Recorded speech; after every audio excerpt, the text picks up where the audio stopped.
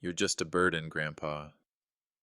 The door slammed in my face so hard it rattled the entire little house, as if it might tear the walls apart. I froze, my hand still trembling on the old wooden cane.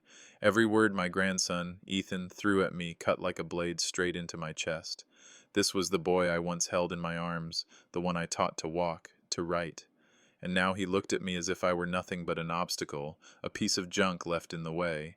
I could hear his footsteps retreating, his mocking laughter echoing from the other side of the door. In that moment my heart sank like a stone to the bottom of a river.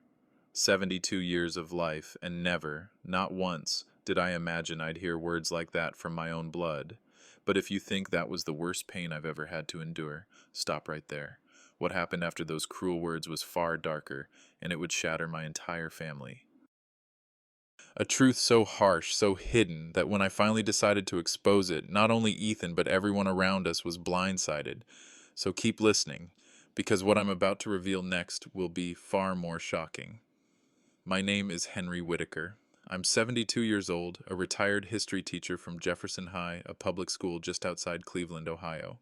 My monthly pension barely reaches $1,180, plus a modest savings from years of tutoring at night. After my son Daniel died in a car accident in the fall of 2018, it was just the two of us, me and my grandson. I moved into a small single-story house on Maple Avenue, close enough to care for Ethan while he went off to college. Back then, I told myself, no matter what, family is where you come home. I had no idea that very belief would drag me straight into a storm. My mornings always started at 5:30.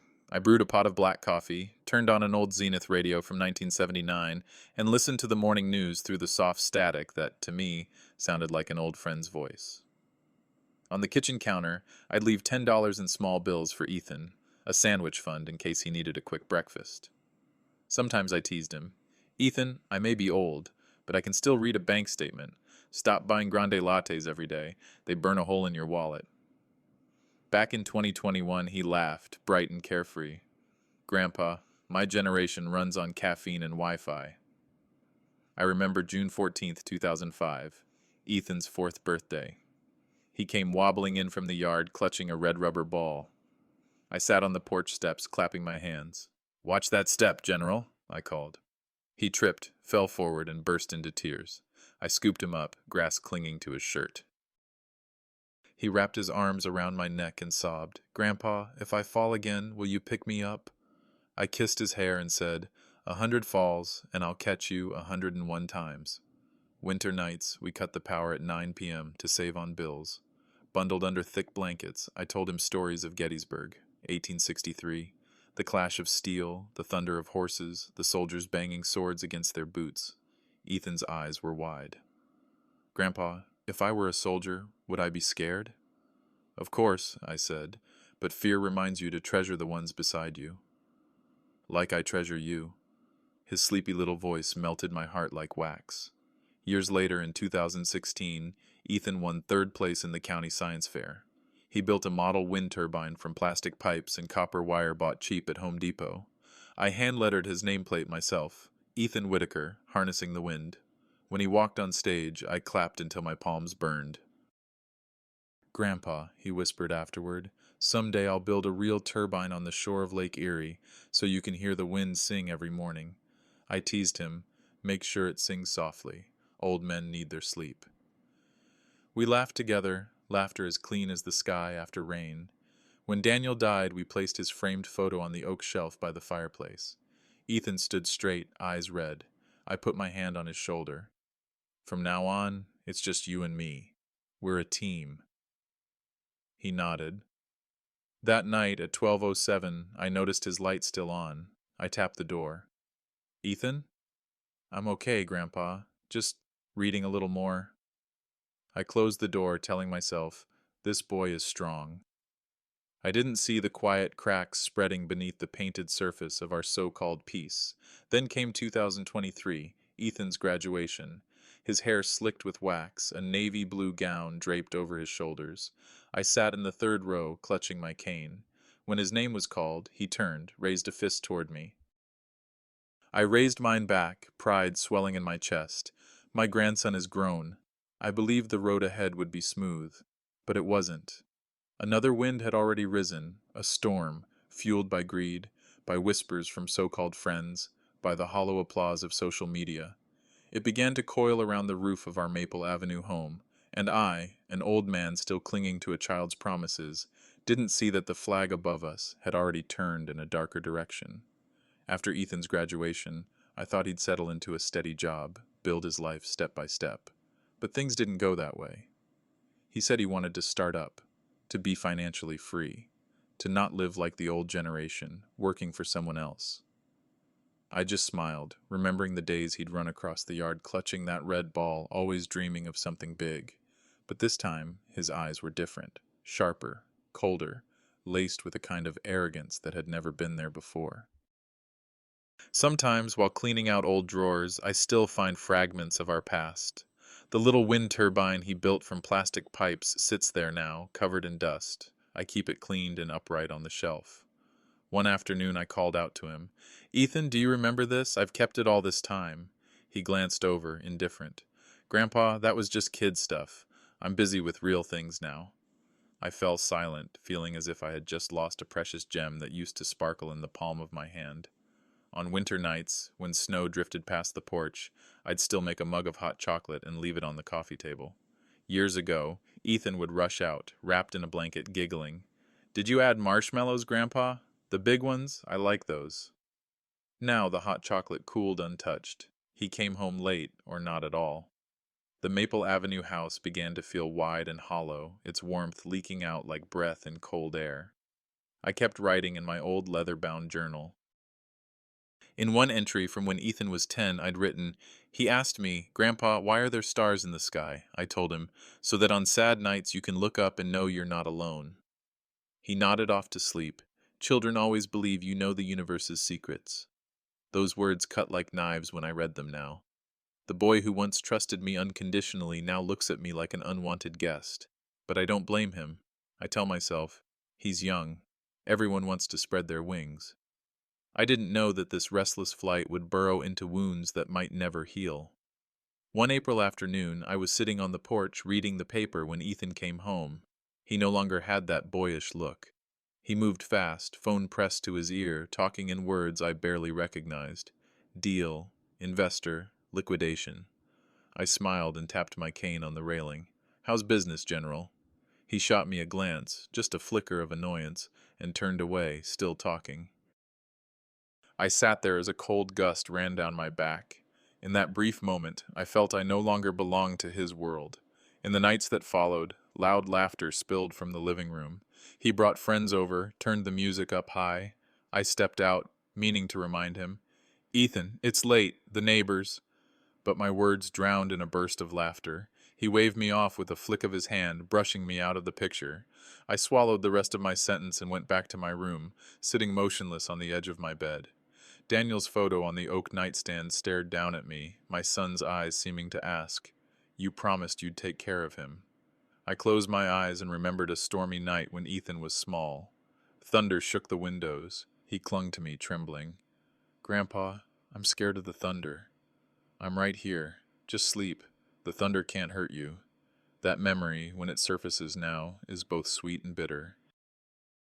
Because today, the distance between us is no longer just a thunderstorm outside the window. It's a cold, deep chasm, and I don't know how to build a bridge across it.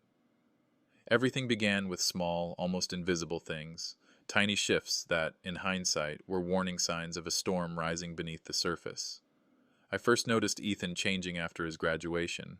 Those rare dinners we used to share, just the two of us over steaming bowls of soup, him asking me about wars and history, slowly vanished.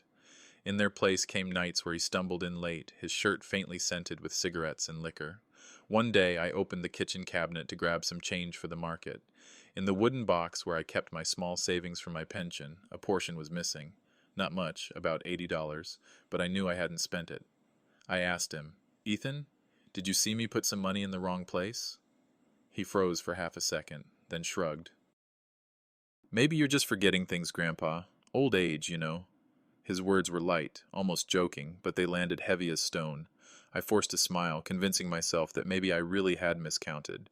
But that night I went through my expense journal and every receipt, line by line. No mistake.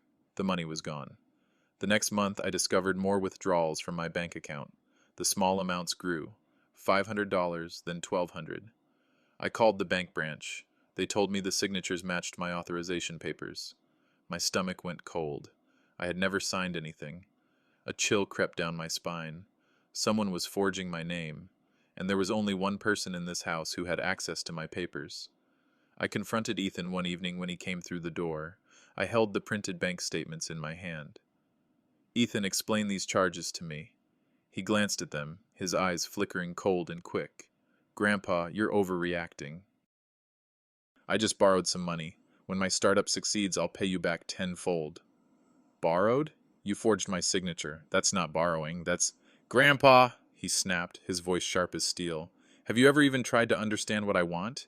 You cling to that tiny pension while I'm trying to change my life. I need capital. I stood speechless. This was the boy who once promised to build me a wind turbine by the lake so I could hear the wind sing. Now he stood in front of me, treating my sweat and my careful saving like a joke. After that night, Ethan stopped hiding. He brought friends over, cranked up music, drank beer, gamed until dawn. Empty cans rolled across the floor, cigarette smoke clung to the walls. I tried to remind him, Ethan, this is still my house. At least show some respect. He smirked. Respect? You're living off me, Grandpa. Do you even get that? Without me, you wouldn't even have this place. The words struck like thunder, leaving me trembling. This house had been bought with 40 years of a teacher's paycheck, yet in his eyes, I had become a freeloader, a burden. I began documenting everything, the missing money, the arguments, even the neighbors knocking on my door to complain about the noise.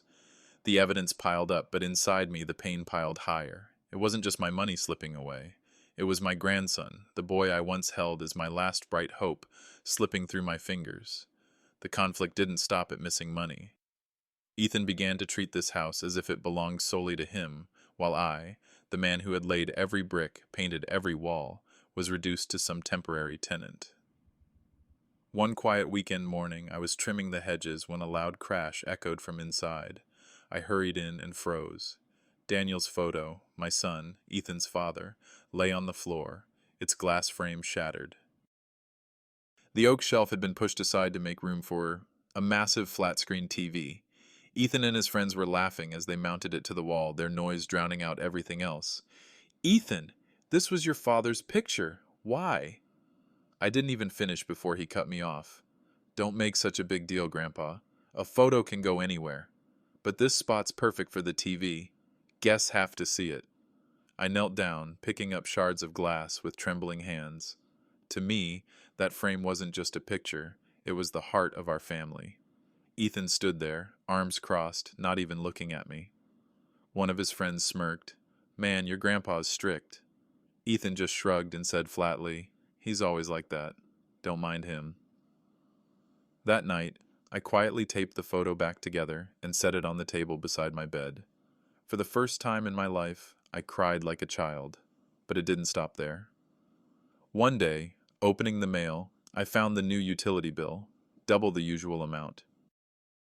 I compared it to the previous month, nearly $300 more. I'd kept my habits, lights off at 9, water sparingly used, but Ethan ran the air conditioner around the clock, game through the night, the glow from his screen spilling down the hallway like neon. I tried to suggest gently, Ethan, we should save on electricity. This month's bill is too high. I can't manage it. He barely looked at me. I'll handle it. Don't interfere. But I knew he wasn't handling anything. The money kept draining from my account, dollar by dollar. Then came the breaking point. That night I was in my study when the door slammed open. Ethan walked in, face flushed, reeking of alcohol. He tossed a stack of papers onto the table, his voice loud and commanding. Sign this, Grandpa. A loan guarantee. I just need your name so the bank will approve it faster. I picked up the papers, my eyes running over the fine print. $50,000. My blood turned cold. I pushed them back across the table. No, Ethan, I can't. You're going too far. You don't get it, he snapped. You've spent your whole life teaching useless history, never making real money. I'm trying to build a future for both of us. I clenched the pen in my hand, veins rising on the back of it. Never had I heard such venom from the boy I had raised. I set the pen down, firm. No, I won't sign. At that moment, his face changed. He threw the papers to the floor and shouted, "You're a burden. All you do is hold me back. If you won't help me, don't blame me for what happens next." The door slammed so hard the house shook. I sank to the floor, my heart pounding against my ribs. His words echoed in my head like a curse. From that night on, I understood. The gap between us was no longer just a generation gap. It was a war, a silent war, its blades turning sharper and clearer, all of them pointed at me. After that fight over the loan, I thought Ethan might simmer down for a few days. Instead, he grew bolder, more relentless, slowly turning our little house on Maple Avenue into his own domain. I, the man who'd hammered the nails, paid the mortgage, and polished the floors, was relegated to a stranger in my own home. One afternoon, I was writing in my journal when I heard hurried footsteps, and then the rustle of papers. Ethan barged into my room holding a thick stack of documents, his eyes bright as if he'd found treasure. I sprang to my feet. "Ethan, those are my retirement records and the deed to this house. Give them back." He didn't hesitate. With a lazy flick of his hand, he said, "What do you need those for? How many years do you have left anyway? I need capital to break out. Sign the transfer and I'll make sure you live comfortably. No more scraping by." I clutched the papers to my chest like a lifeline. "Have you forgotten who built this house? Who saved every penny so you could go to school?" He smiled without warmth. "You live in the past, Grandpa. Nobody cares about those poor little memories anymore. You're just holding me back with worthless junk." The words hit like a bucket of ice. I'd never seen that kind of cold cruelty in his eyes. After that, strange things started happening around the house. Neighbors mentioned seeing Ethan selling off old things online. I checked and found my father's silver pocket watch, the one Daniel gave me the day I retired, was gone. The old Royal typewriter from the 1960s, gone. Little pieces of our life, traded for cash. When I confronted him, he brushed it off. "What use are those antiques? You probably threw them out years ago." But I knew what I had seen. Mrs. Larkin across the street told me she watched him load boxes into a stranger's truck, and she'd seen the man hand him a wad of bills. The proof stacked up in my notebook. Dates, times, descriptions. The room for denial narrowed. Then came that Saturday, the night everything spilled over. Ethan threw a party, beer, loud music, smoke so thick the living room looked like a haze you could walk through. I shuffled into the living room, cane in hand, voice thin with fatigue. "Everyone, it's late. Time to leave. This isn't a bar." The music stopped like someone hitting a switch. All eyes turned on me. Ethan stood, face flushed, the smell of booze heavy on his breath. "Will you stop embarrassing me?" he snapped. "This is my place. I invited my friends. You don't get to boss us around." "This is my home!" I beat my cane on the floor until the sound echoed. "You're only staying here." For a few seconds, the room froze. One of his friends muttered, "The old man's intense."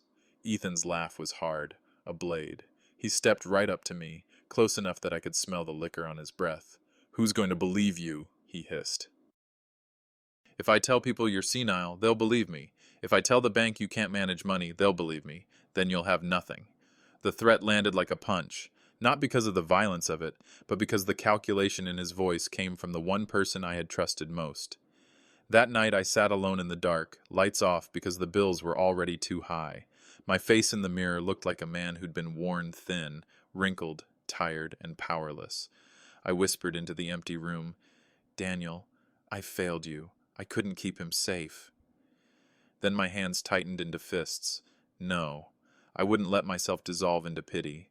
There was still something left to fight for. Not just the house, but for whatever dignity was left in the boy who used to lay his head on my shoulder and sleep through thunder. I owed it to my dead son. I owed it to myself. So I began to plan, not some wild, reckless act, but a careful, quiet strategy. I would document everything. Every missing item, every strange visitor, every withdrawal. I would collect witnesses, neighbors who had seen what they saw. I would secure my papers, move the deed and retirement records out of reach. If push came to shove, I would get legal help. I hadn't imagined my last years would be spent like this, measuring steps, watching hands, turning ordinary days into evidence.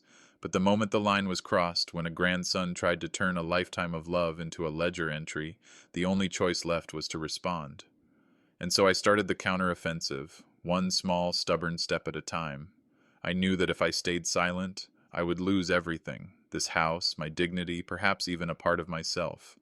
But striking back at a blood relative, that thought cut me deeper than any wound. One morning, I walked into the living room and found Ethan at the laptop. The screen showed a draft contract transferring ownership of the house. He didn't even bother to hide it anymore. I asked quietly, my voice barely steady, "Ethan, do you really want to make me homeless?" He didn't look up. His answer was cold as winter air. "You don't understand. Sell this place and I'll have the capital I need. You can live with me in the new apartment, rent-free. You should be grateful." I felt the room tilt. This house was more than a roof and four walls. It held the sound of Daniel's small footsteps, family dinners, nights when Ethan was a child and would curl up against me while I told stories. To me, this house was the pulse of my life. To him, it was merchandise, an asset to be liquidated.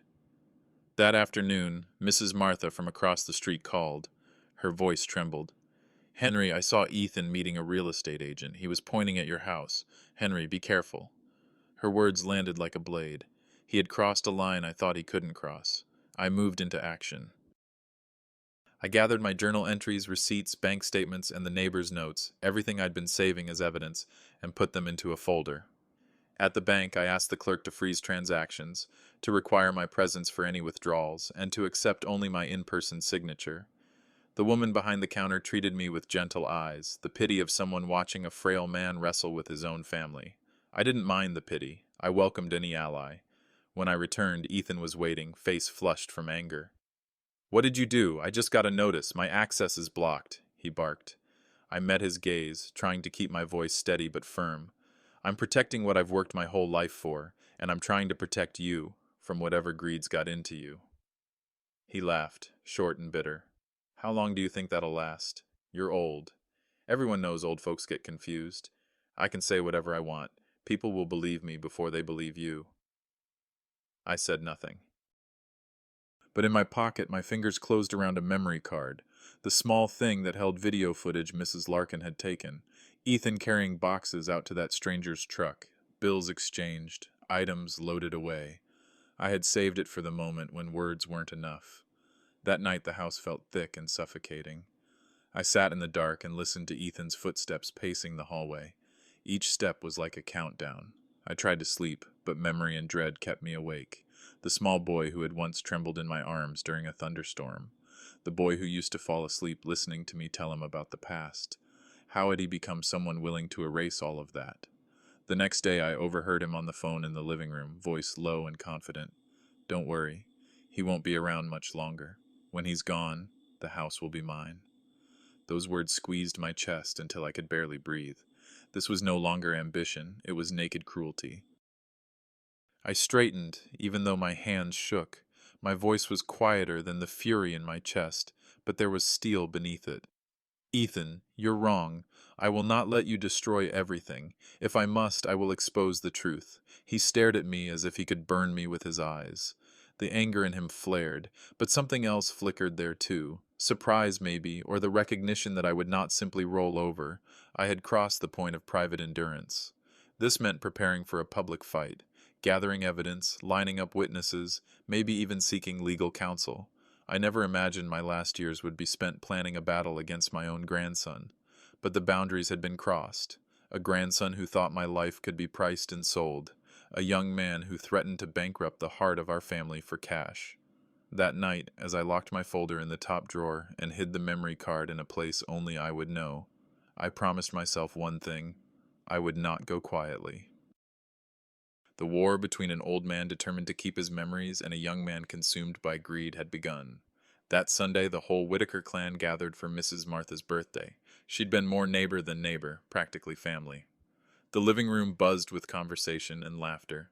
I shuffled in with my cane, greeting faces I'd known for decades, doing my best to hide how tired I was after weeks of strain. Ethan was there, of course, swaggering among his friends the way he always did. He sat in the center of a ring of younger faces, loudly pitching his $1 million project, boasting about how he was just waiting for the break that would change everything. I kept to a quiet corner, watching him. My heart thudded like a drum. Today, I told myself, was the day I had to stand up. When it came time for the toast, Ethan stood suddenly and clapped his hands for attention. His voice carried across the room. Everyone, I have something to share. My grandfather Henry is getting old. He's not sound enough to handle his finances. I'll be taking over soon, so no one has to worry about him getting scammed. Silence fell like a heavy blanket. I felt dozens of eyes turn toward me, some curious, some doubtful. My chest tightened. There he was, making accusations in front of family and neighbors, as if he had the right to rewrite our story. I breathed deeply, tapped my cane on the floor to steady myself, and spoke slowly but firmly. Ethan, what you just said isn't true. I'm still sharp enough to know who's been withdrawing money from my account and who forged my signature. The room hummed with whispered shock.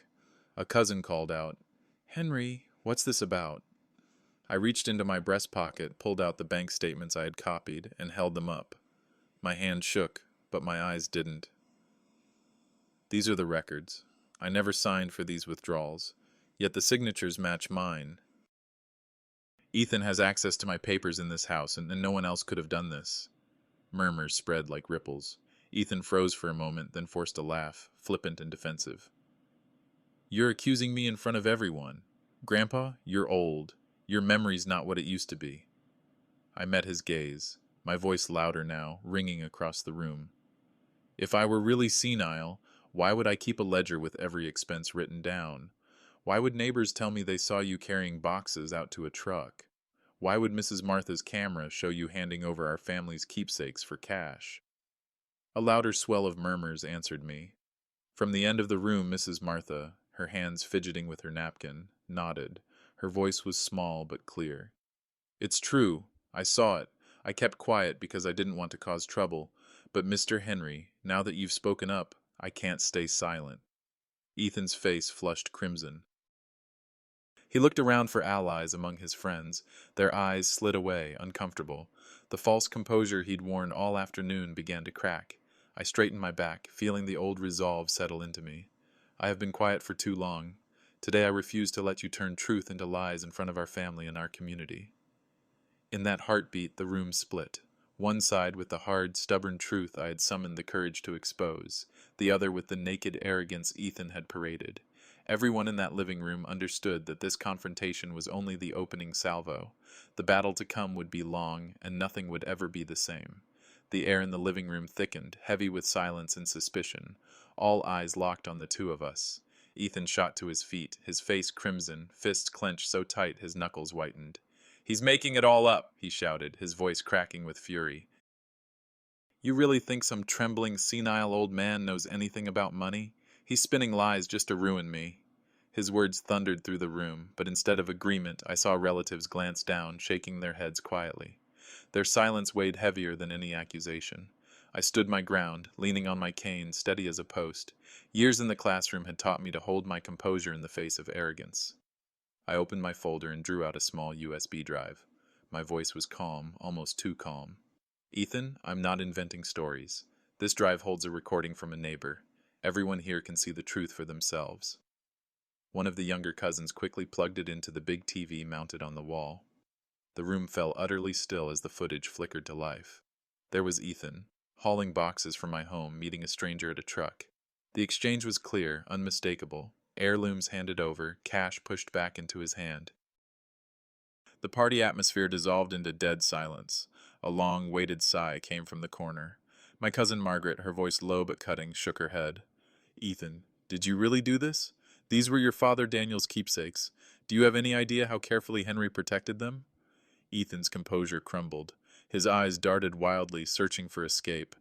I I only wanted to raise funds for my project. I didn't mean any harm."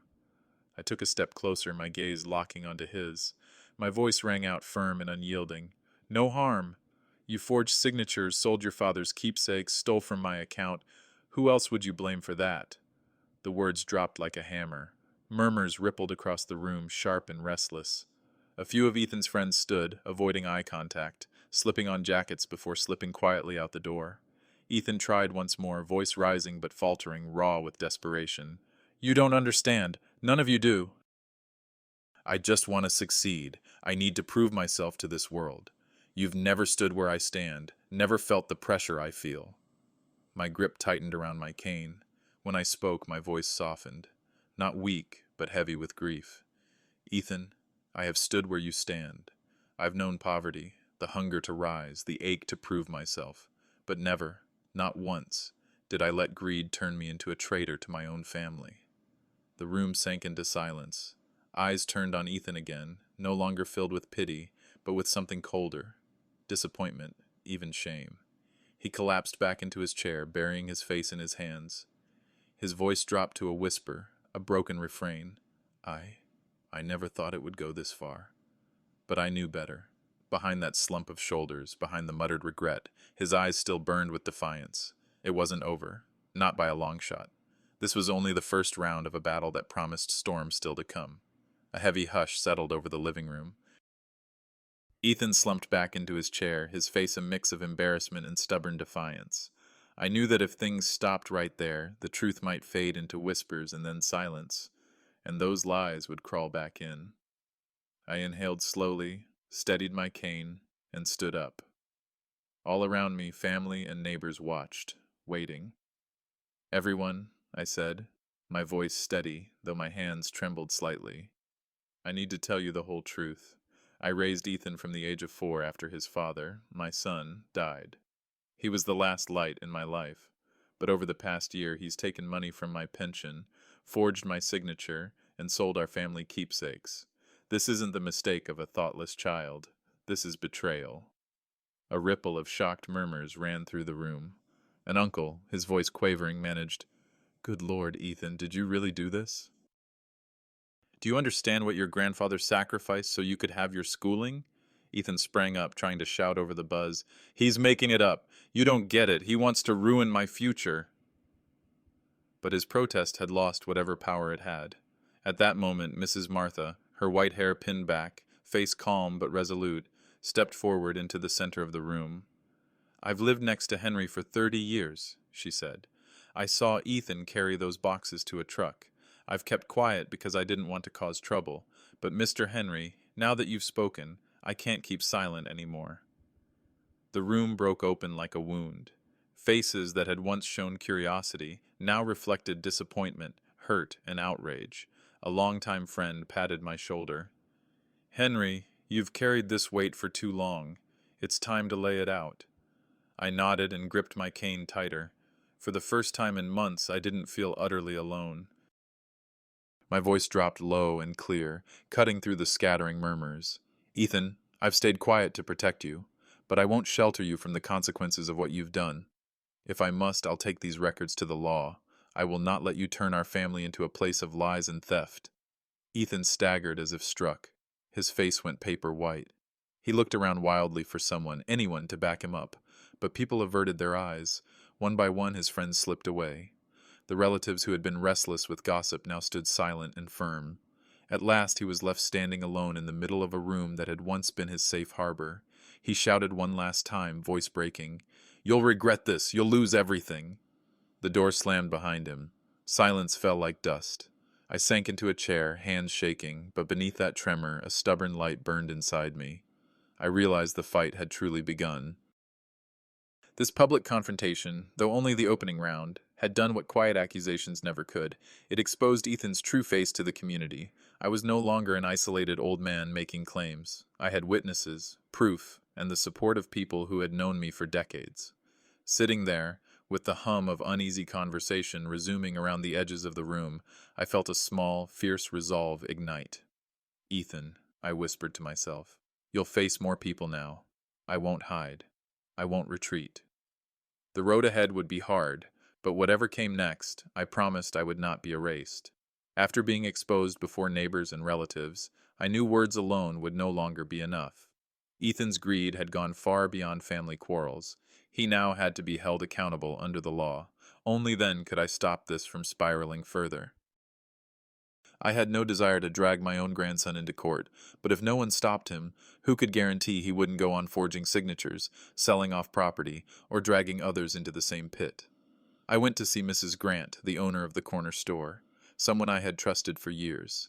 She introduced me to an attorney, Marcus Lee, a man in his 40s with a slow, measured voice but eyes that carried firmness. One warm afternoon, I carried my folder into his office.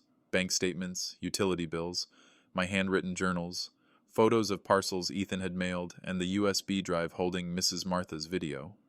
Marcus flipped through page by page, his expression growing more serious. At last, he leaned back and said, "We have enough to build a case. There's evidence of financial exploitation, forgery, and elder abuse. I can file for a freeze on accounts and initiate criminal charges if necessary." Relief washed over me, mixed with dread. Relief because for the first time I wasn't alone. Dread because all of this would eventually surface in court, in the papers, where Ethan's name would be shattered. But I had already lost so much: money, keepsakes, respect.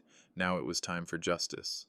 Marcus moved quickly. He contacted the bank, presented the forged signatures, and demanded that all transactions be temporarily frozen unless I appeared in person. They agreed, placing an interim hold and scheduling an official review. I signed the authorization for Marcus to file a complaint with the county authorities.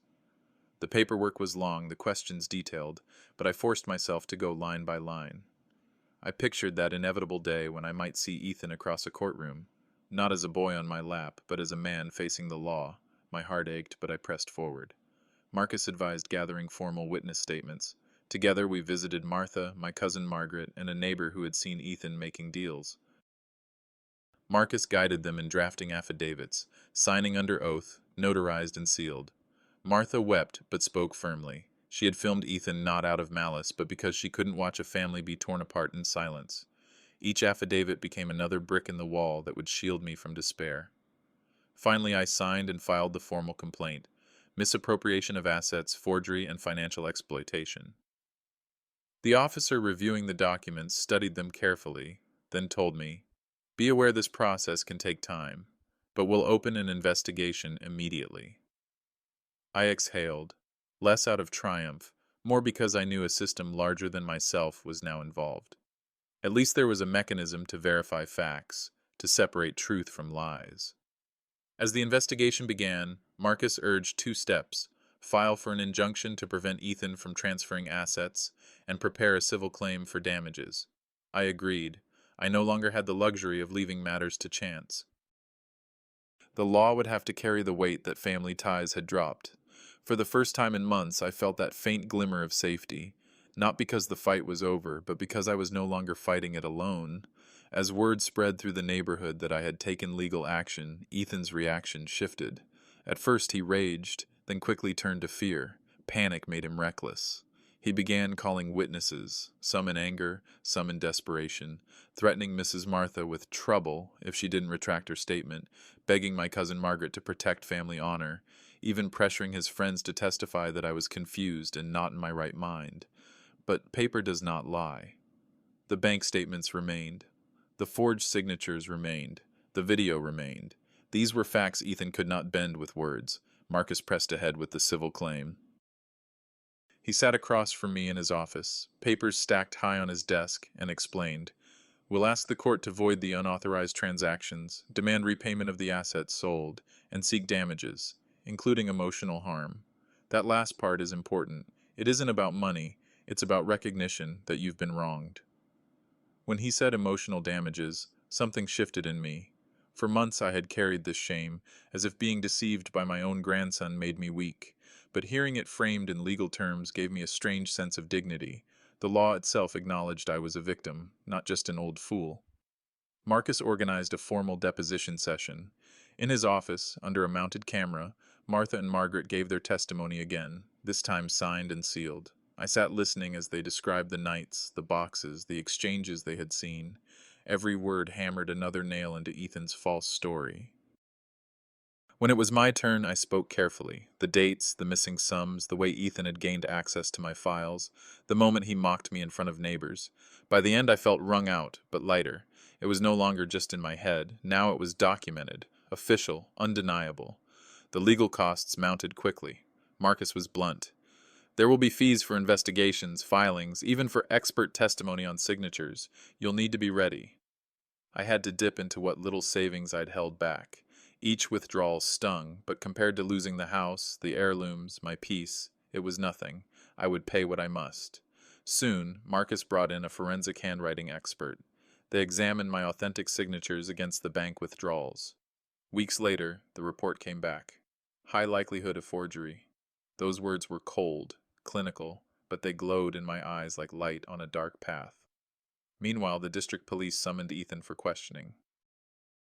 He denied everything at first, scoffing, spinning excuses, but when they laid out the affidavits, the video, and the expert report, his mask cracked. Witnesses told me he left pale and silent, no longer so confident. A few nights later, Ethan appeared at my door. His eyes looked hollow, his voice strained. "Grandpa, withdraw the case, please. I'll pay it back, every cent. Just don't drag this through court." For a moment, my heart wavered. I saw not the man he'd become, but the child who once clung to me during storms. But then I remembered the signatures, the lies, the laughter as he mocked me before our family. My answer came out like iron. "If you wish to repay, do it in court. Not here, not with empty promises." He flinched, then turned and stormed off. Marcus warned me. This could end badly for him. If the evidence convinces the prosecutor, Ethan could face criminal charges for misappropriation and fraud.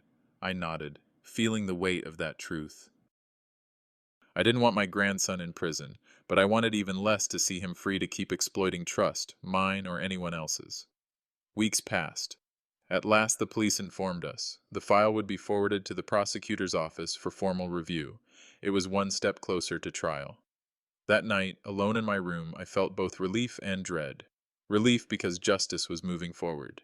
Dread because the next time I saw Ethan across a table, it might be in court, with judges and lawyers, and the boy I had raised would be nothing more than the accused. I whispered into the silence, "Daniel, I'm doing this for you, for your son, for the truth." When the police announced they were forwarding the file to the prosecutor's office, Marcus immediately urged the next step. "We'll file a civil injunction alongside the criminal review. The court can temporarily freeze any assets linked to the stolen property. That way Ethan can't transfer them away while we wait." I agreed. Marcus prepared the documents carefully, listing every item: the silver pocket watch from Daniel, the old Royal typewriter, the amounts of money withdrawn, the estimated values, the dates. The papers read like a grim inventory of a life being dismantled piece by piece. Early one morning, Marcus walked them down to the county courthouse. By afternoon, we had confirmation. A preliminary hearing was scheduled. In the days leading up to it, the neighborhood buzzed. Word had spread. Some came to my porch to offer support.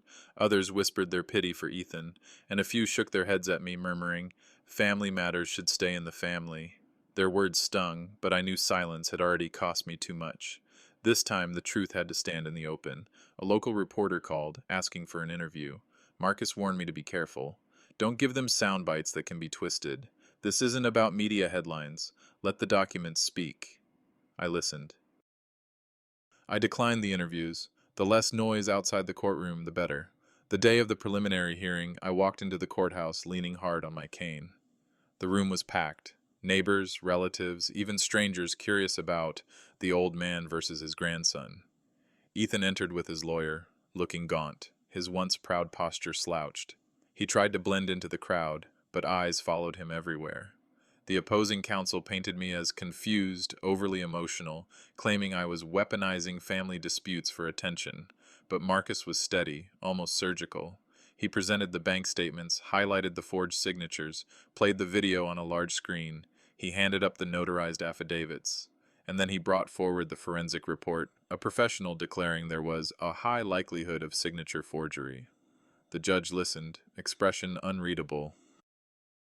After reviewing the exhibits, he finally spoke. "The court will impose a temporary hold on the contested funds and prevent transfer of disputed assets until further review. The matter will proceed to full investigation and trial." The gavel came down. My knees weakened, but not from fear. From the weight of progress, one step closer to resolution. That night, I sat at my desk, my journal open.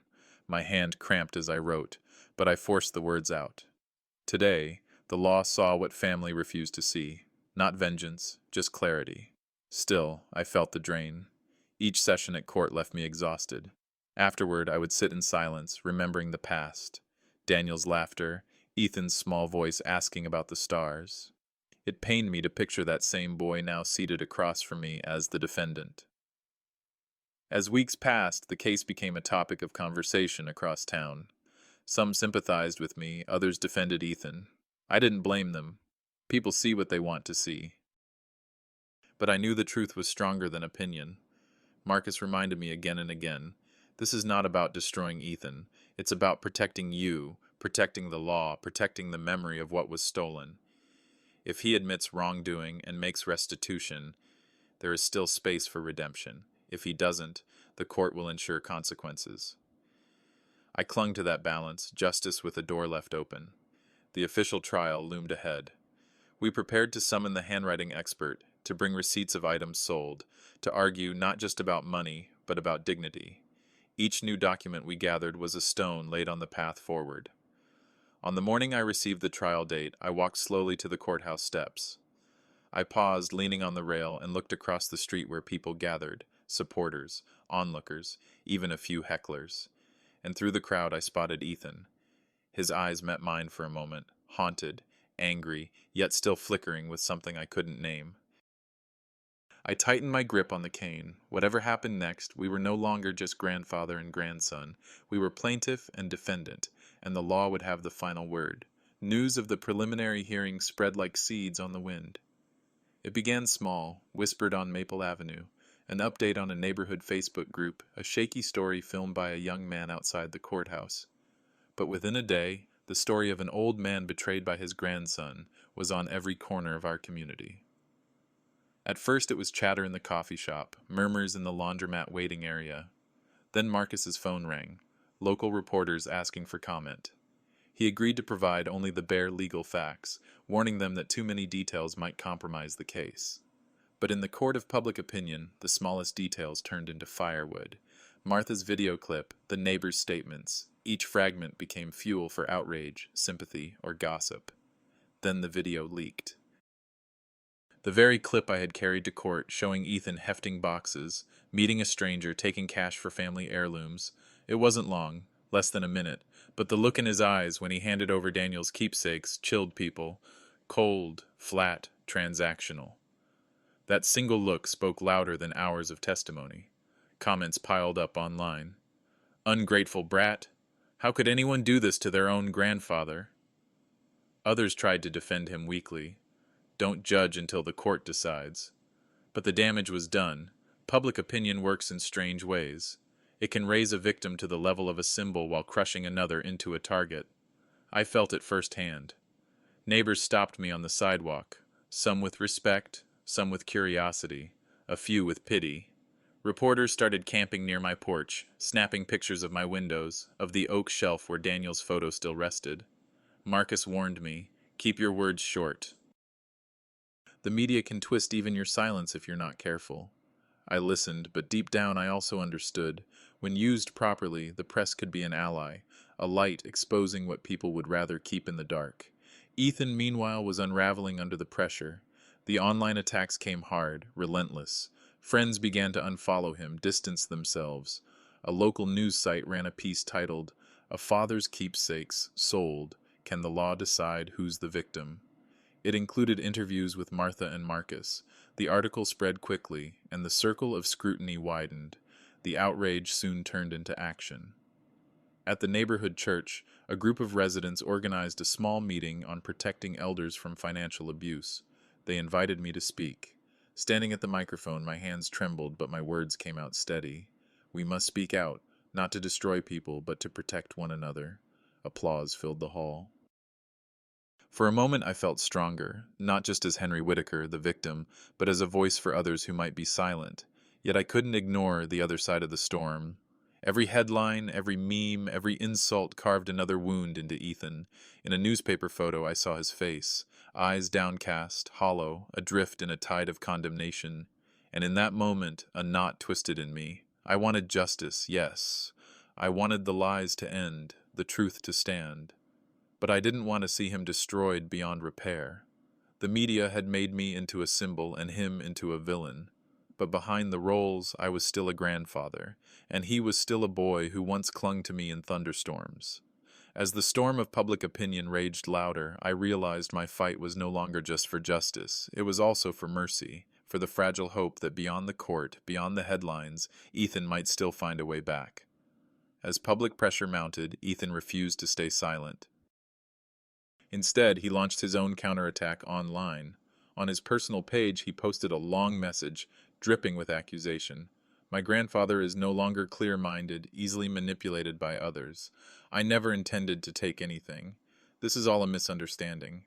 The video was edited and twisted to paint me as a villain. All I ask is for the community to give me a chance to explain. The post gathered hundreds of comments. A handful of young voices sided with him. Don't judge based on one side. Old men can be confused. But the vast majority condemned him harshly. Comments flooded in. Ungrateful brat. If you had the guts to do it, have the guts to admit it. The more Ethan defended himself, the more vicious the backlash became. He didn't stop there. Desperate, he hired a so-called media consultant, little more than a bargain rate PR broker. This man urged Ethan to spin a new narrative, the story of a young startup founder crushed by his vindictive grandfather. Press releases were drafted, emails fired off to tabloid sites. Soon, articles appeared on minor blogs with sensational headlines like, "Ambitious entrepreneur sabotaged by family." Marcus frowned when he saw them. "Henry, we have to respond. If we don't, people may confuse noise for truth." Together, we drafted a formal statement. This time, we included the hard evidence: the handwriting expert's report, official bank records, the unedited video file. Marcus distributed it not to gossip sites, but to established, reputable outlets. The effect was immediate. Within a day, a major regional paper published a feature. Clear evidence emerges in grandfather-grandson dispute. Hard to deny the truth. The weight of that article drowned out Ethan's PR stunts. Soon, a local television crew arrived at my doorstep. They wanted to film a segment on elder financial abuse. I sat in my living room, cane in hand, voice slow but steady. "I don't tell this story to be pitied," I said into the camera. "I tell it as a warning. Too many of us believe family ties will protect us from harm. Sadly, that isn't always true." The broadcast aired during prime time, and the response was overwhelming. Calls came into the church office with messages of support. Letters arrived at my door. A senior protection organization reached out, asking to feature my story in a campaign on financial exploitation of the elderly. Meanwhile, Ethan floundered deeper into the quicksand. He posted again, this time a tearful video on TikTok. His voice cracked as he pleaded, "I only ever wanted what was best for my grandfather. Why does everyone see me as a monster?" But the comments were merciless. The top one, pinned for all to see, read, "If you wanted the best for him, why forge his signature? Why sell your father's keepsakes?" I watched all of it unfold, my heart torn in two. On one hand, I didn't wish to see Ethan destroyed by the mob. On the other, I could not ignore the reality. He had sown these seeds himself, and now the harvest was bitter. For the first time, I understood. Public opinion wasn't just background noise. It was a weapon, sharp and swift, slicing through lies. Ethan had tried to wield it, but in the end, it turned against him. And though the sight of him drowning in scorn pained me, a quiet clarity settled over me. Truth had finally found its voice, and it was louder than his excuses could ever be. Within weeks, my story with Ethan had grown far beyond Maple Avenue. One of Ohio's largest newspapers ran it on the front page with a bold headline, "Elder Financial Abuse, a Cleveland Case Sounds the Alarm." The article didn't just recount my lawsuit, it laid out statistics. Dozens of seniors stripped of their savings by relatives, hundreds more too ashamed to speak. I read every word, my chest tightening, yet beneath the ache, a strange determination took root. I wasn't alone. I was part of something larger, a silent crowd of victims waiting for someone to speak first. Soon, television crews arrived. A statewide channel produced a 30-minute feature, splicing scenes of me writing in my journal, Martha describing the night she filmed Ethan, and the faded photographs of the heirlooms now gone. They blurred Ethan's face, but his silhouette on screen was unmistakable, a young man who had traded conscience for cash. The response was swift. Churches held vigils for abused elders. An advocacy group launched a campaign called "Don't Leave Them Alone," plastering posters across the city with my image, an old man gripping his cane, with the slogan, "Respecting the elderly means preserving our own dignity." Hundreds signed petitions urging the city council to strengthen protections against financial exploitation in families. Meanwhile, Ethan's isolation deepened. Friends drifted away, business contacts canceled meetings. Every post he made online was buried beneath waves of angry emojis. A group of college students even mocked him with satirical posters. Ungrateful startup, failure before it began. He could no longer walk through town without ducking his head, afraid of recognition. One evening, flipping through the evening news, I caught a brief clip. Ethan leaving the courthouse after a hearing. Flashbulbs lit his face as reporters swarmed. "Ethan, do you have anything to say to your grandfather?" one shouted.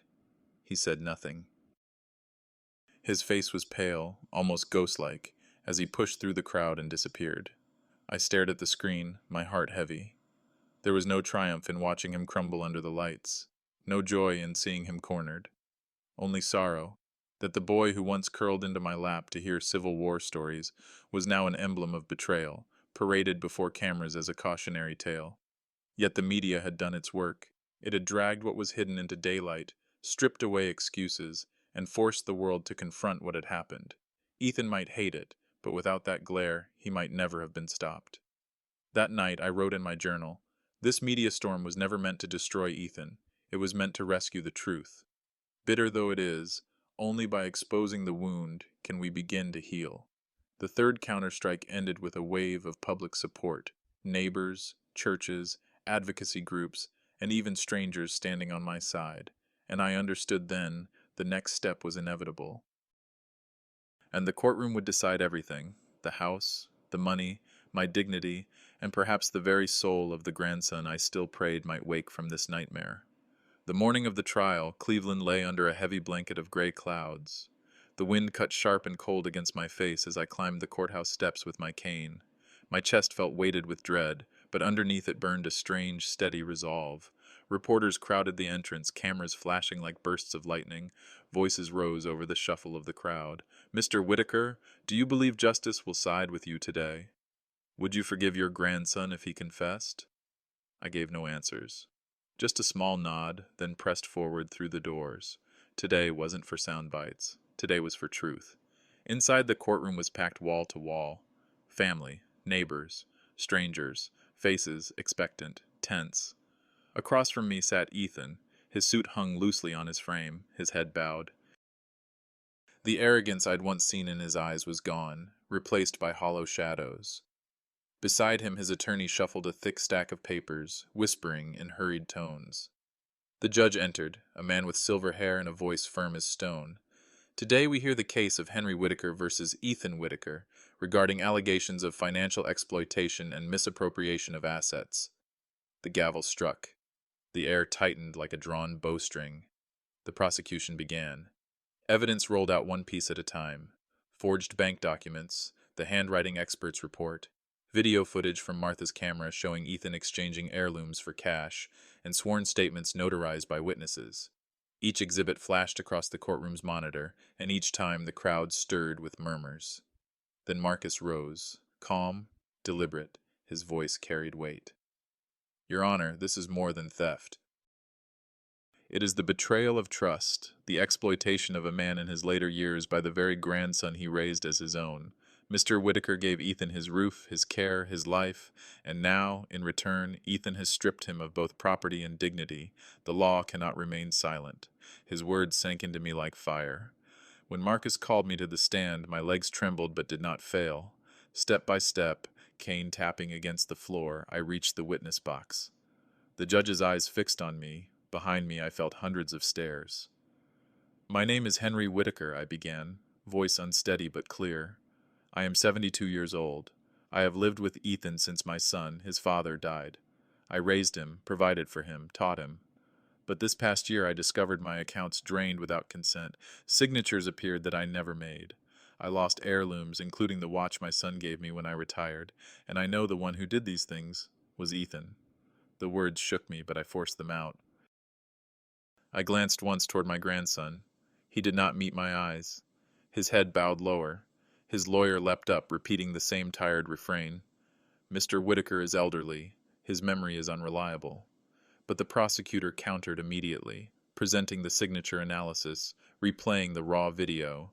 Ethan's figure filled the screen, unmistakable, handing a box to a stranger and taking bills in return.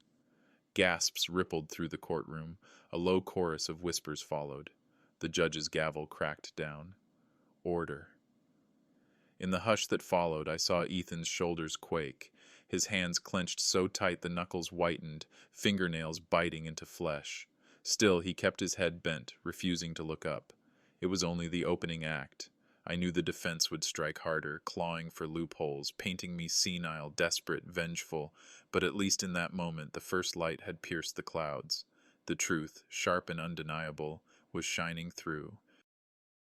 Ethan's attorney rose with the air of a man convinced he could still turn the tide. He adjusted his glasses, his tone clipped and confident. Your Honor, we do not deny that some of these transactions appear questionable, but we contend that Mr. Henry Whitaker, at 72 years of age, is showing clear signs of memory decline. These withdrawals and sales may have been made at his own request, later forgotten, then tragically misunderstood. Ethan was simply carrying out his grandfather's wishes. The gallery stirred with murmurs. My grip tightened on my cane. They were trying to turn my clear memory into illusion, my pain into senility. The attorney pressed on, raising a hand dramatically. We have witnesses prepared to testify that Mr. Whitaker often handed money to Ethan himself, and later failed to recall it. This is not theft. It is assistance, misread as crime. He called their first witness, a young man with a buzz cut, clearly nervous as he shuffled to the stand. I once saw Mr. Whitaker give Ethan an envelope, he stammered. He told him to keep it safe. Marcus was on his feet in an instant. Your Honor, may I cross-examine? Young man, can you state the exact date, the exact amount, and the precise words exchanged? The witness faltered, lips parting soundlessly. Sweat dotted his brow. The judge frowned. Without specifics, your testimony carries no weight, he said firmly. The boy slumped, dismissed. Ethan's lawyer hurried to present a stack of handwritten notes, but Marcus was ready. He calmly requested his turn to call witnesses. Martha stepped forward. Her small frame belied the strength in her eyes. She raised her phone high. I filmed Ethan myself, she declared. This is the original recording, unedited. I saw him carry Mr. Henry's box with my own eyes. No one asked him. He acted on his own. The footage rolled again. This time, not just the sight of Ethan exchanging goods for cash, but the sound. The buyer's voice rang out. You sure you want to sell this watch? Looks old but valuable. And Ethan's answer, flat, curt, need the money fast. Just take it. The gallery erupted in whispers and headshakes. The defense attorney leapt up, sputtering. That audio could have been... Marcus cut him clean. This is the original file, verified by a forensic technician. No splicing, no edits. The judge nodded, entering it into the record. Ethan's face blanched. His hands gripped the edge of his chair until the knuckles went white, his shoulders trembling. But Marcus wasn't finished. He called my cousin Margaret. She stepped to the stand, voice thick with grief. I saw Henry cry the night he found Daniel's picture shattered, pushed aside for Ethan's television. I heard Ethan dismiss him as a burden right in front of friends. That wasn't just cruelty, it was contempt. The weight of her words shifted the atmosphere. This wasn't only about missing dollars and forged checks, it was about character, about morality. The judge scribbled notes, his jaw set like stone. The final strike came from the handwriting expert. He explained the angles of the pen strokes, the pressure, the cadence of the line, then his verdict. The signatures on the bank withdrawals are not Mr. Henry's. They match the characteristics of Ethan Whitaker's handwriting. Silence followed, then a swell of whispers, some incredulous, some mournful. From the back, a neighbor muttered loudly enough for many to hear. There's no denying it now. I turned to look at Ethan. His head hung low, his body trembling.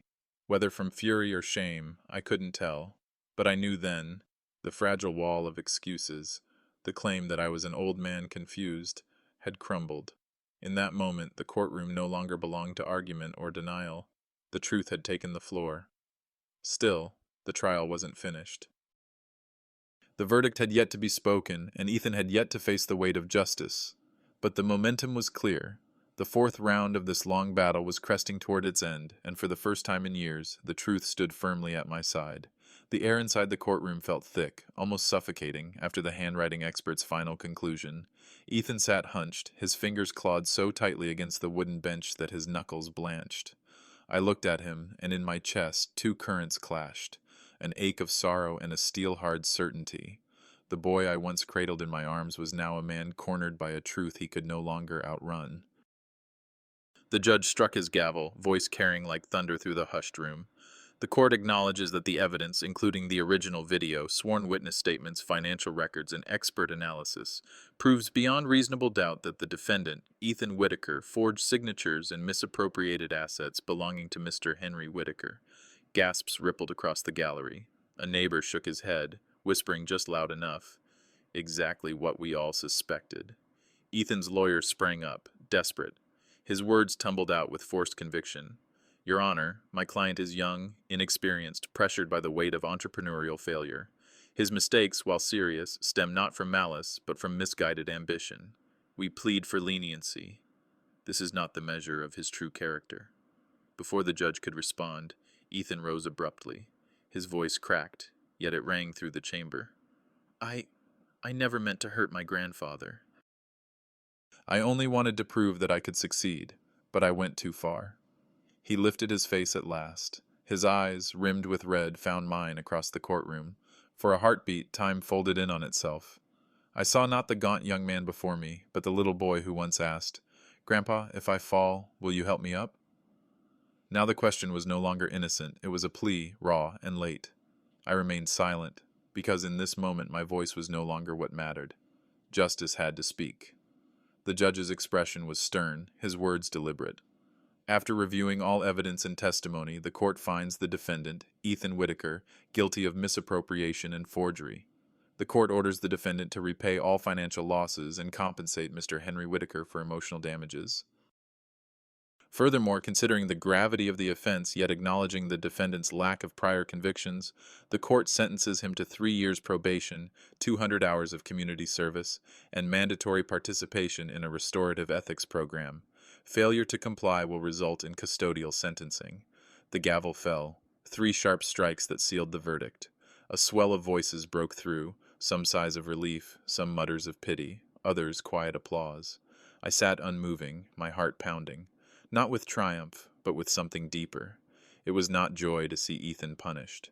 It was relief that the truth had not been drowned by lies, that justice had held its ground. Ethan turned toward me once more. A tear slid down his cheek, soaking into the wrinkled fabric of his tie. His lips moved, barely audible except to me. "I'm sorry, Grandpa." I tightened my grip on my cane and gave a faint nod. I did not answer. Forgiveness is not a word handed out lightly. It is a journey, one that may take the rest of my life. As I rose and made my way toward the exit, sunlight poured through the courthouse windows, bright, almost blinding. Martha and several neighbors hurried to steady me, their hands warm against mine. Behind us, reporters' voices called out, microphones thrust forward, but their questions blurred into nothing. In my mind, I spoke to my son. "Daniel, I kept my promise. Justice has spoken. For you, for Ethan, and for the truth." The fourth counterstrike closed not with vengeance, but with clarity. In that courtroom, I saw how law and community can shield the vulnerable when family fails. I had been betrayed by blood, yes, but I had also been defended by truth. And as I stepped into the cold Cleveland air, cane tapping on the courthouse steps, I carried with me a fragile but unbroken faith, that even after the deepest betrayal, there is still a place where the light of justice can shine. After the trial, Cleveland buzzed like a hive. The sentence, 3 years probation, 200 hours of community service, looked light on paper, but for Ethan, it was like an invisible chain wrapped tight around his life. From the moment he left the courthouse, doors began to close, one by one, quietly but firmly. The first to slam shut were his ambitions. Ethan had once shouted from rooftops that he would build $1 million startup, that investors would flock to fund his vision of changing the world. But barely a week after the verdict, the flood of emails arrived. Not offers, cancellations, termination notices. A former colleague confided, "Henry, just Google his name. Every link is about the trial, about him stealing from his grandfather. No investor wants to touch that. No one puts money behind a man branded a thief and a traitor."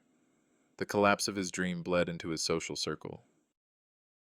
The same boys who once crowded my living room, swigging beer, blasting music until the walls shook, vanished. When Ethan went knocking, they shrugged him off. "Sorry, man. Too much bad press. Don't want to get dragged into it." But the deepest cut came from family. Margaret, The cousin who had always loved Ethan like her own son said flatly at a gathering, "We cannot excuse betrayal of blood. Ethan has to face his punishment." Some relatives refused even to speak his name, treating him like a ghost in the family tree. At reunions, there was an invisible blank space where his presence used to be. He became a crossed out line, a memory people were embarrassed to recall. I heard these things, and though my chest tightened, I couldn't argue. I had never wished for Ethan to be erased, only to be held accountable. But I also knew the wounds he had inflicted cut too deep for easy repair. Those who once held him close now clutched only anger and disappointment.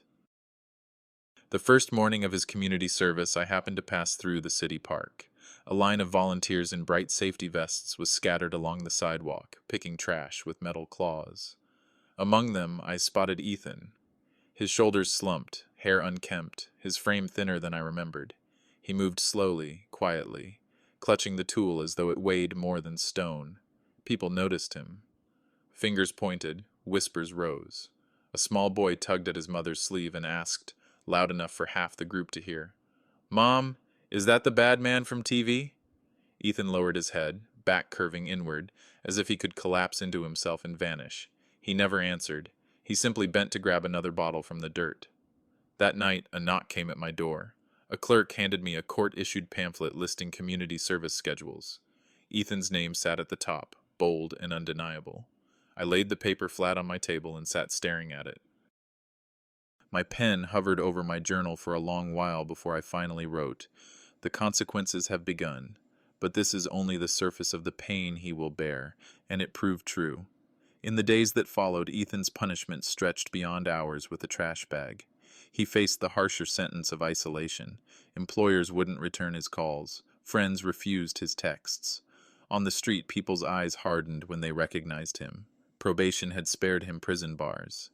But society had built another cage around him. Walls made of shame, distrust, and silence. And in that cage, Ethan, once so loud and defiant, now moved like a shadow, locked out of the very world he thought he could conquer. The weeks of community service stretched on like an endless punishment. For Ethan, every dawn meant slipping into the same neon orange vest, tugging on thin gloves, and stepping out into a world where every glance from a stranger felt like a dagger. At the Central Park, people pointed openly. "That's the ungrateful grandson. Poor old man, raised him all those years." The whispers crawled into his ears, piercing sharper than nails. Ethan kept his head down, but the tips of his ears burned crimson. One morning, as he bent to pick up a soda can, a young man sauntered past, tipped a cup of coffee onto the ground, and sneered, "Clean it up, you disgrace." Ethan froze, hand clenching the trash claw until his knuckles whitened. His lips trembled, but no words came. Finally, he bent and scooped the cup into his bag. For the first time in his life, he tasted humiliation in public, raw and merciless. The friends who once cheered his $1 million dream had vanished. Those who had promised to invest now ignored his calls. Girls who once filled his inbox with emojis had quietly blocked him, deleting every photo where his face appeared. Group chats that once blazed with jokes and plans now sat silent, his messages unread, like shouts into a void. His apartment grew colder with each night.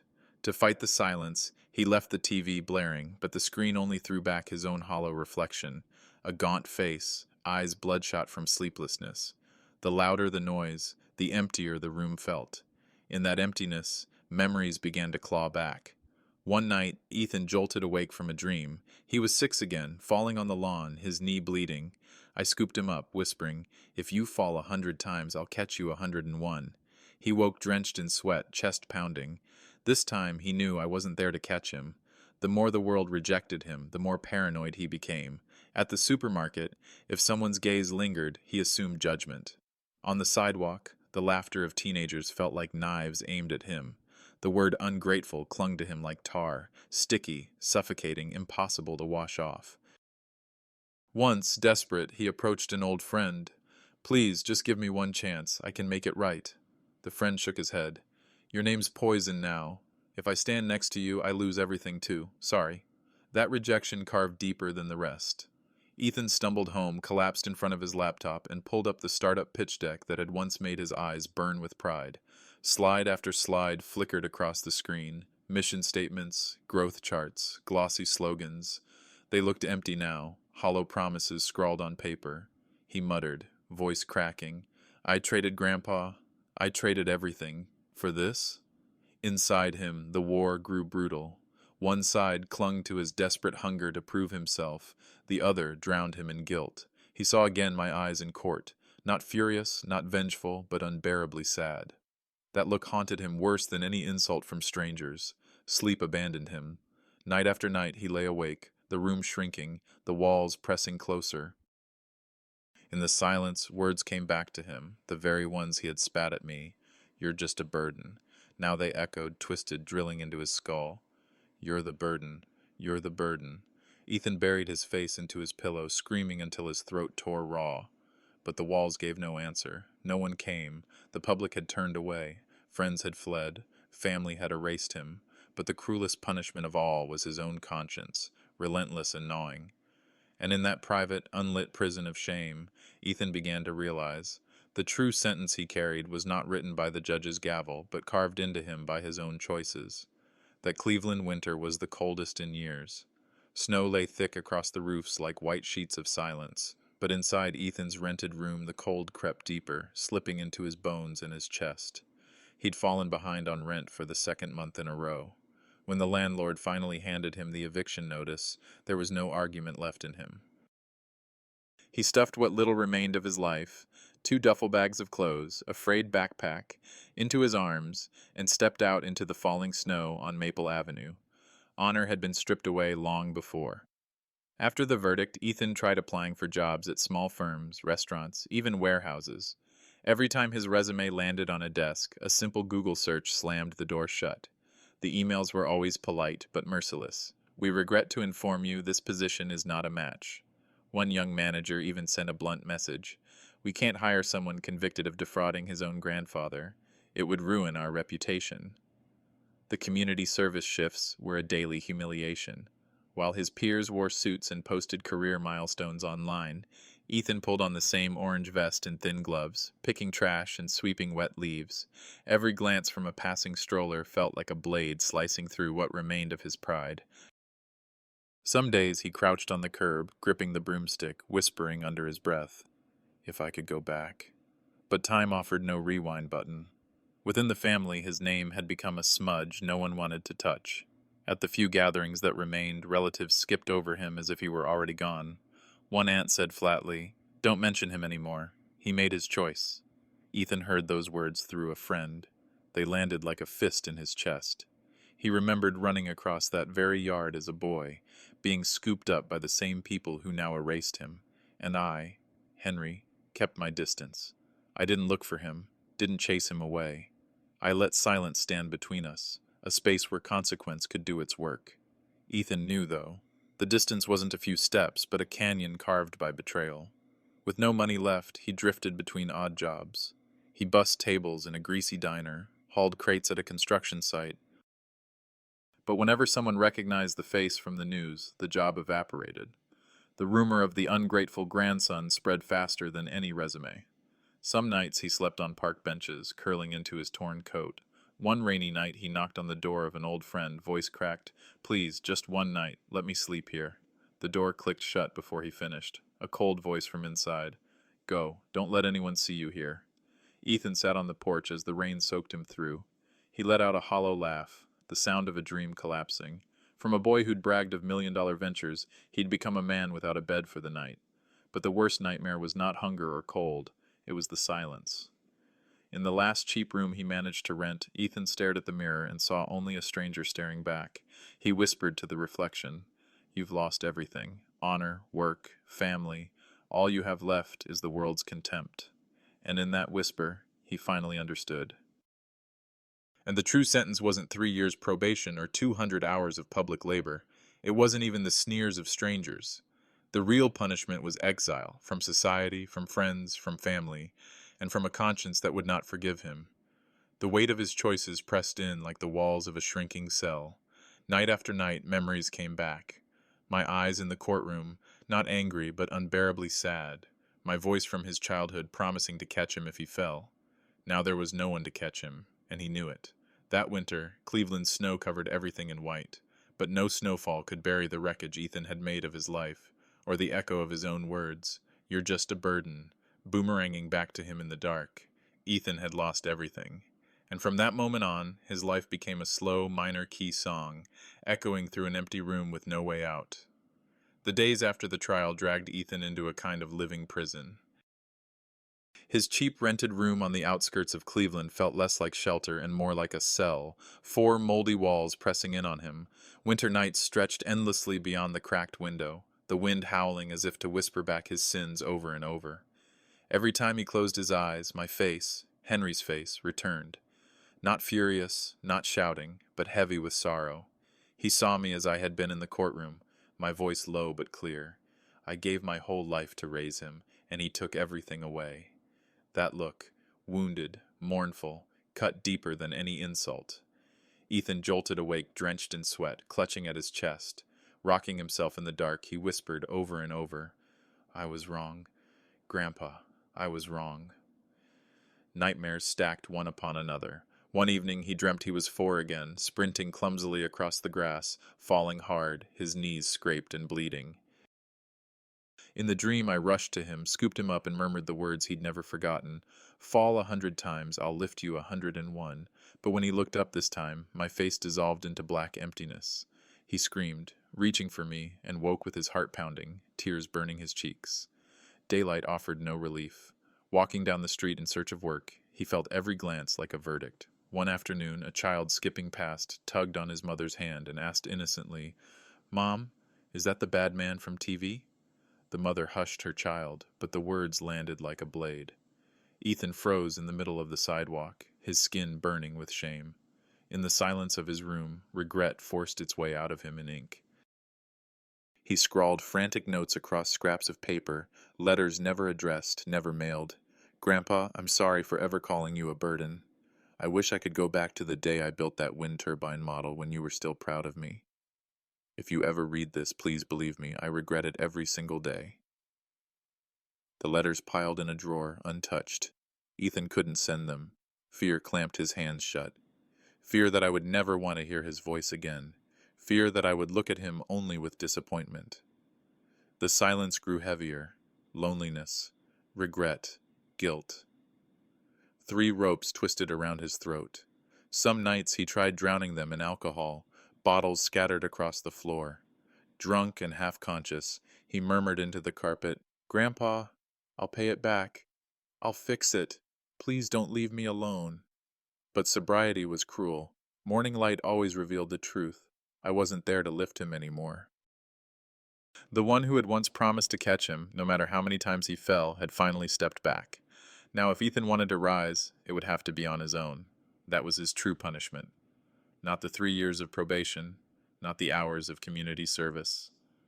His sentence was this: regret arriving too late, when no plea, no apology, no desperate letter could turn back the clock.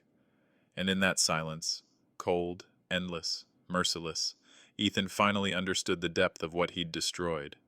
The nightmares only grew darker. Night after night, Ethan saw me, the grandfather who once carried him, who once promised never to let him fall, sitting silently by the window of our old Maple Avenue house. In those dreams, I no longer looked at him with warmth. My eyes were cold, resigned. I would grip my cane, turn my back, and walk away, while he cried out, "Grandpa, don't leave me. I'll be good, I promise." He would run after me, legs heavy as stone, but the distance only stretched further. Each night he woke screaming, drenched in sweat, his chest crushed beneath an invisible weight. Daylight didn't save him. It twisted into paranoia. If anyone on the street happened to mention the word "grandpa," Ethan flinched as if he'd been struck. Passing by Jefferson High, my old school, he saw students laughing on the lawn, their backpacks bouncing, their futures unwritten. Tears slid down his cheeks before he realized it. In his mind, he heard my voice echoing from years ago, a line I'd spoken to a classroom. History remembers, and those who betray their own will one day be judged by it. What was once a lesson had become his sentence. Without work, he drifted like a ghost through the city. Sometimes he sat for hours outside the public library, watching elderly men and women flip through newspapers, their movements calm and steady. He imagined what life might have been if he had listened, studied, built slowly, patiently, as I always urged. But reality dragged him back. In the eyes of society, he was nothing but the ungrateful grandson, a stain that no soap could wash away. In desperation, Ethan turned to writing. Not business plans, not startup pitches, but letters. The first was short, almost a whisper on the page. Grandpa, I'm sorry. I regret every day. Please forgive me. Just once. That's all I ask. The second poured out longer, filled with trembling ink lines. I remember the nights you told me stories of history. I remember the hot cocoa with marshmallows floating on top. I remember you warning me not to let greed blind me. I did the opposite, and now I have nothing. If you still think of me as your grandson, please, give me a chance to make it right. But when the ink dried, he folded the letters and shoved them into a drawer. He could not bring himself to send them. The fear was stronger than the hope. Fear that I would rip them up without reading. Fear that my heart had already locked itself forever. So the stack of letters grew higher, each page crumpled, the ink smudged, like the fragments of his shattered soul. One night, drink heavy and half dreaming, Ethan saw his father. Daniel stood beside me in the dream, his face stern but pained. His voice thundered, yet cracked with sorrow. You broke your grandfather's heart. You broke mine, too. Did you forget what family means? Ethan dropped to his knees, sobbing. Dad, I was wrong. I only wanted to succeed. But Daniel turned away, his figure fading into a wash of white light, leaving Ethan collapsed and wailing in the void. When he woke, he sat frozen for hours, staring at nothing. In that stillness came clarity. He no longer wanted money or investors or the illusion of success. He wanted only the simple things, the warmth of a story, the taste of cocoa, the safety of forgiveness. But those things were gone, snatched away by his own hand. I had stepped back from his life, leaving him to wrestle with the shadows he had summoned. One freezing night, drunk and staggering, Ethan found himself on Maple Avenue. He stood at the rusted iron gate of the house, staring at the windows glowing softly with light. Behind the curtains he saw the faint outline of my shadow. His body shook as he pressed his forehead against the bars, whispering through chattering teeth, Grandpa, please, just once, open the door. I'm sorry. I regret everything. But the door never opened. The curtains never stirred. The night wind howled down the empty street, carrying his pleas away into nothingness. Snow clung to his lashes, melted with his tears, froze again on his cheeks. Finally, he collapsed to his knees, his sobs muffled in the drift. And in that moment, Ethan knew. Regret had come too late. Betrayal had burned the bridge beyond repair. 1,000 apologies could not erase the scar he had carved into both our lives. From that night forward, he understood that his punishment was not just probation, not the hours of community labor.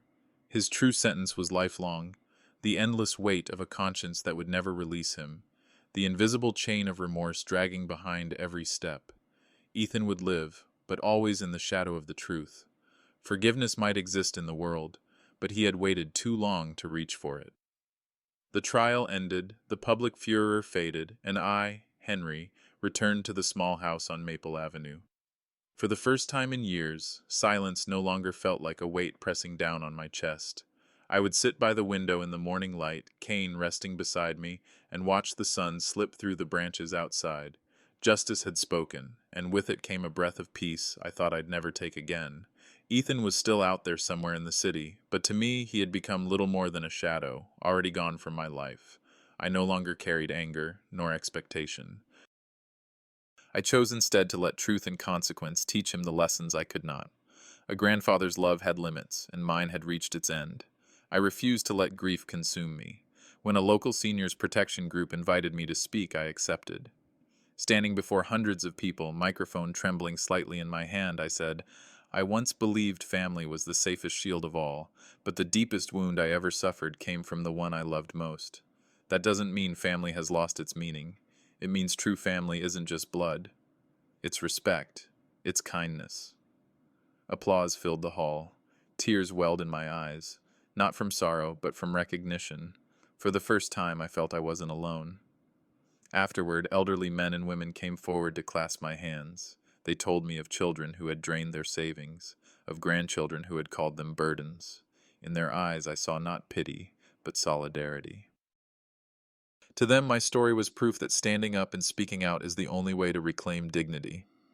From then on, I made it my mission to share. I spoke at churches, at community centers, sometimes to a crowd of hundreds, sometimes just a dozen faces. I never told my story to invite sympathy. I told it so that others my age would know they had the right to protection, that the law stood on their side. I spoke also to the young, warning them, never take family for granted. Love isn't a word you inherit, it's a duty you prove. Slowly, life grew bright again, not with wealth, nor with the heirlooms I had lost, but with peace in my heart and the fellowship of those who understood. My days found rhythm once more, morning walks beneath the maple trees, afternoons with books, evenings at my desk recording thoughts into my worn journal. In those pages I no longer wrote only of betrayal and loss. I wrote of resilience, of lessons hard won. Some wounds never heal, but we can turn them into the very force that pushes us to live better.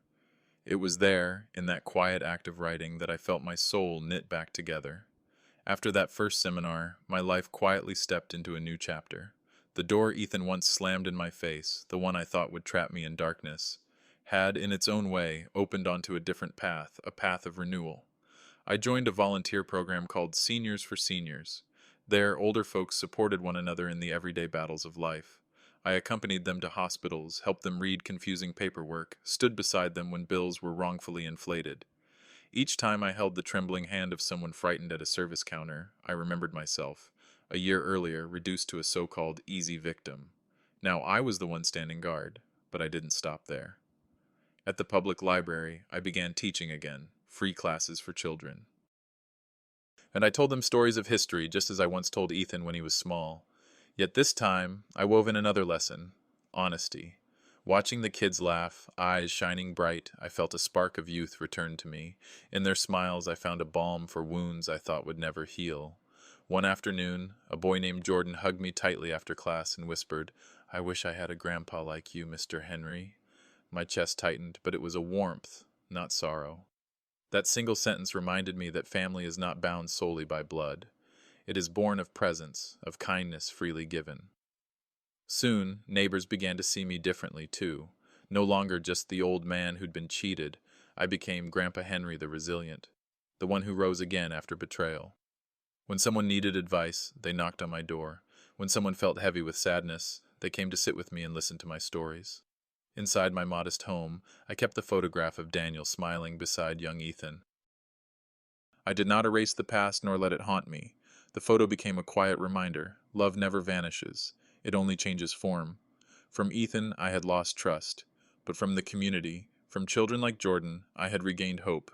On golden weekends, I sat beneath the porch awning, the sunlight soft on my white hair. I listened to children's laughter from the yard, to the rustle of maple leaves drifting down. For the first time in years, my heart felt light. I realized then that peace does not come from forgetting the wound, but from learning to live with it, and transforming it into strength. And in that moment, I knew I had been reborn. That rebirth was not just for me, but for others, to show that anyone who has fallen can rise again, and anyone who has been betrayed can still find purpose. I sat at my old wooden desk, turning the yellowed pages of my journal. Each entry carried the weight of years, betrayal, loss, and nights wet with tears, but also the record of resilience, of choosing to rise again. When I closed the book and looked out the window, Cleveland's late autumn sky greeted me. Red leaves spun to the ground in a slow, graceful dance, beauty stitched out of endings.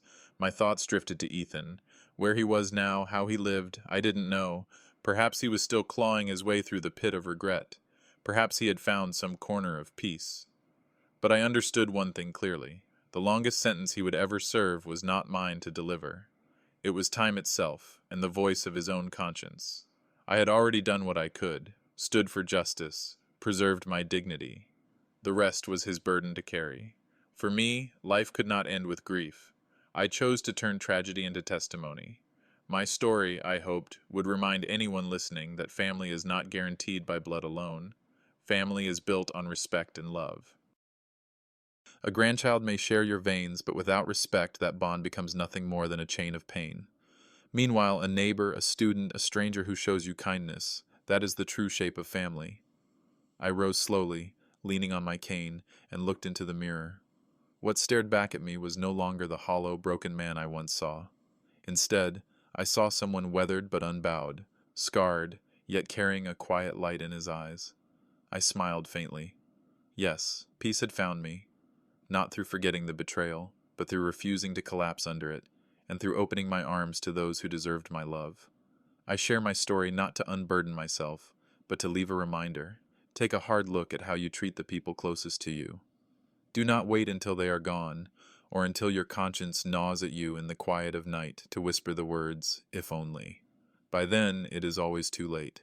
And if you are reading these words, I ask you, pause for a moment. Call your parents. Visit your grandparents. Embrace your spouse, your children, your friends. Say something kind. Offer a thank you. Give a hug. Those simple acts are the threads that hold a family together. Not money, not ambition. I close the story of my life with this belief. Justice may arrive late, love may be betrayed, but the human heart, if it can still respect and cherish others, will always find its way back to the light. And I promise you this, the next story I tell will chill you, move you, and make you reflect even more deeply.